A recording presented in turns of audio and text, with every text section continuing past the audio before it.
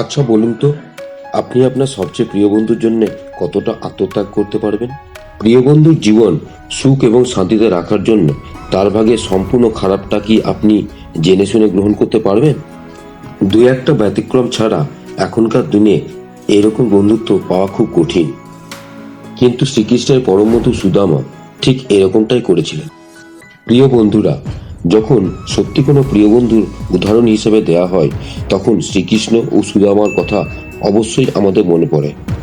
আপনারা হয়তো এদের বন্ধুত্বের অনেক পৌরাণিক কথা অবশ্যই শুনে থাকবেন, কিন্তু আপনাদের মনে এই কথাটা কি কোনোদিন নাড়া দিয়েছে যে একই মুনির আশ্রম থেকে দুই বন্ধু শিক্ষা লাভ করলেও এক বন্ধু অর্থাৎ ভগবান শ্রীকৃষ্ণ পরবর্তীকালে বড় হয়ে দ্বারকার রাজা হয়েছেন, সেখানে আর এক বন্ধু সুদামা জীবনের বেশিরভাগ সময়টাই গরিবত্বে কাটান। কিন্তু সুদামার এই দৈন্যদশা ভগবান শ্রীকৃষ্ণের কি জানা ছিল না? না, এইটা ভগবান শ্রীকৃষ্ণের একটি লীলা। জানবো এই সবকিছুর প্রশ্নের উত্তর আজকের এই ভিডিওতে। নমস্কার শ্রোতা বন্ধুরা, জানা অজানা তথ্য চ্যানেলে আপনাদের স্বাগত। প্রশ্ন হলো, সুদামা এত দরিদ্র কেন ছিল? এই প্রশ্নের উত্তর অন্বেষণ করতে গেলে আমাদের শ্রীকৃষ্ণ ও সুদামার বাল্যকালে আলোকপাত করতে হবে। সময়টা তখন ছিল যখন শ্রীকৃষ্ণ ও সুদামা সন্দীপনী আশ্রমে ছোটবেলায় শিক্ষা নিতেন।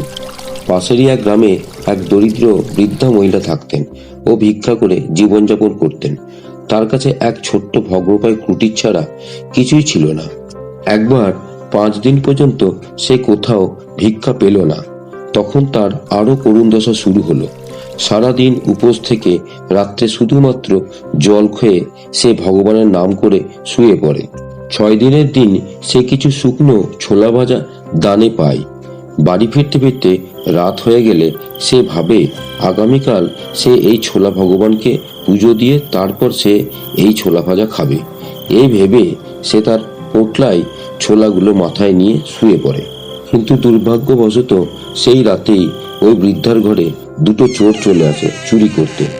কুটিরের মধ্যে কিছু না পেয়ে চোরেরা হতাশ হয়ে বৃদ্ধার মাথার কাছে পোটলার দিকে নজর যায়।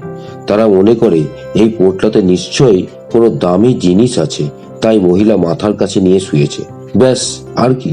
চোরেরা আস্তে আস্তে তার পুটুলি চুরি করে পালিয়ে গেল। চোরেরা পালাতে পালাতে সন্দীপনী আশ্রমের কাছে গিয়ে লুকিয়ে যায়। সেখানে তারা পুটলি খুলে দেখে কোনো দামি জিনিসের পরিবর্তে শুধু অল্পমাত্র শুকনো ছোলা রয়েছে। চোরেরা রাগে বিরক্তে সেই পুটলি আশ্রমে ফেলেই চলে গেল।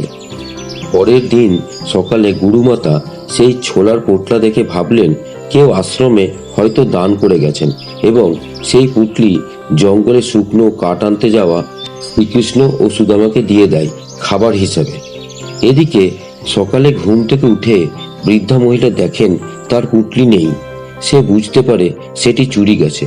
6 দিন ধরে অভুক্ত বৃদ্ধা তখন রাগে দুঃখে অভিমানে অভিশাপ দেন যে এই ছোলা যে খাবে তারও আমার মতন দরিদ্রের জীবন কাটাতে হবে। এখানে বলে রাখা ভালো, সুদামার অনুভূতি শক্তি খুব প্রবল ছিল। তিনি পুটলি হাতে নিয়েই বুঝতে পারেন এটা অভিশপ্ত। এরপরে জঙ্গলে তারা শুকনো কাঠ কুড়োতে কুড়োতে অনেক দেরি হয়ে যায়। এদিকে বজ্রবিদ্যুৎ সহ বৃষ্টিও শুরু হয়ে যায় জঙ্গলে। শ্রীকৃষ্ণ ও সুদামা একটি গাছের তলায় গিয়ে আশ্রয় নেয়। শ্রীকৃষ্ণ বলেন, মিত্র, খুব খিদে পেয়েছে। গুরুমাতা যে ছোলাগুলো আমাদেরকে দিয়েছে সেটি এখন আমাকে একটু দাও, আমি আমার খিদে মিটেই। কিন্তু সুদামা তো জানতো যে ছোলাগুলি অভিশপ্ত, তাই সে কোনো মতেই চাইছিল না যে তার প্রিয় বন্ধু সারা জীবন দারিদ্রতা দেখুক। সুদামা ভাবল, সে জীবিত থাকতে তার প্রিয় সখা তথা তার প্রভু দরিদ্র হয়ে যাক, সে তো কোনো মতেই হতে দেবে না। এজন্য সুদামা শ্রীকৃষ্ণকে বলল, সব ছোলা রাস্তায় আস্তে আস্তে কোথাও পড়ে গেছে। কিন্তু সব ছোলা সে নিজেই শ্রীকৃষ্ণকে লুকিয়ে খেয়ে ফেলে। এইভাবে ভক্ত সুদামা মিত্রতা ধর্মের পালন করে দরিদ্রতার অভিশাপ শ্রীকৃষ্ণের বদলে নিজের জীবনে নিয়ে নেয়। এই ঘটনা থেকে এটাই প্রমাণিত হয়, আপাতদৃষ্টিতে সুদামা যতই গরিব হয়ে থাকুক, কিন্তু তার হৃদয় ছিল অনেক বড়। তাই সুদামা গরিব হলেও বন্ধুদের দিক থেকে তার মন ছিল অনেক বিদ্যমান। বন্ধুর জন্য বন্ধুর এই আত্মত্যাগ, এখন এইরকম উদাহরণ এই কলিযুগে কি পাওয়া যায়? কমেন্ট করে অবশ্যই জানান। ভিডিওটি ভালো লাগলে লাইক, শেয়ার এবং চ্যানেলটি অবশ্যই সাবস্ক্রাইব করার অনুরোধ রইল। জয় শ্রীকৃষ্ণ।